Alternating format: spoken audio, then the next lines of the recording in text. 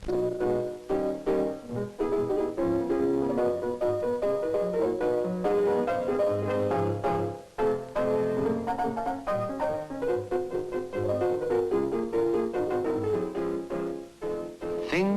faces, friends, places, years and moments half forgotten, laughs, fears, songs, tears. Memories are made of this.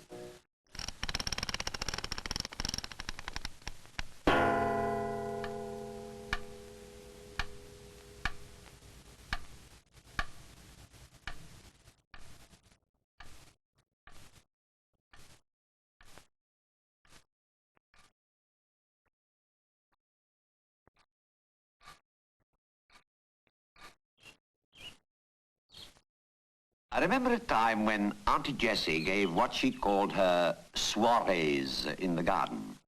For Auntie Jessie and others, 1926 has always seemed a carefree time.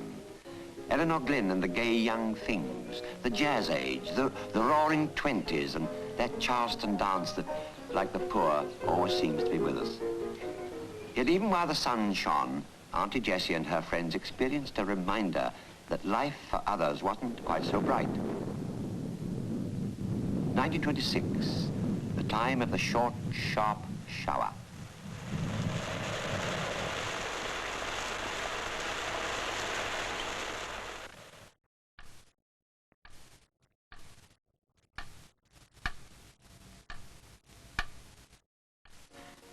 I remember that he was called Rudolph Valentino, not the name he was born with.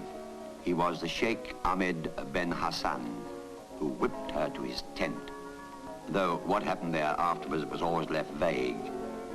He was the screen idol of millions. Of just how many millions we were only to find out when one day in 1926, unexpectedly, he died.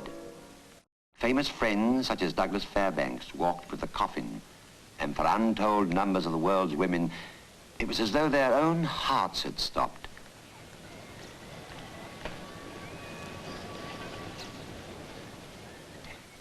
Even stars like Pola Negri broke down and wept.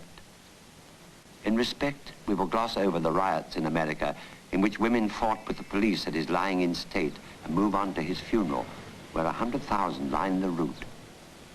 Somewhere in that 100,000 was a mysterious lady in black who, for the rest of her life, was to place flowers upon Valentino's grave, symbolizing the millions of lonely ladies who had been mentally placing flowers on that grave ever since.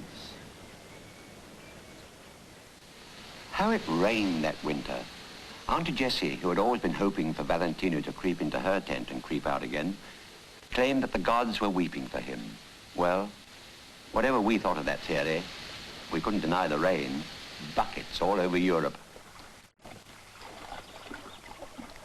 It was just about then, in those first days of what we called wireless, that the jargon of the weather forecasters first drifted into common parlance. A depression is moving in towards the British Isles. Of course, they could have said, don't go on the river today. But no, it had to be, a depression is moving in towards the British Isles. They were dead right, of course, but not in the way they meant.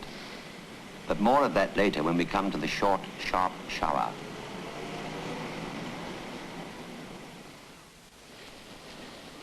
There was a lot of falling water in Scapa Flow that year, squirting out of the German battleships being salvaged after their scuttling there at the end of the war.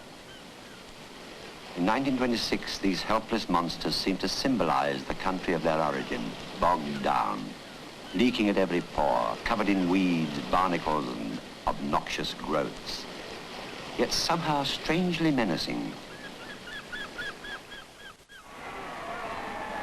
A Germany from which the Allied forces of occupation were moving out, unit by unit.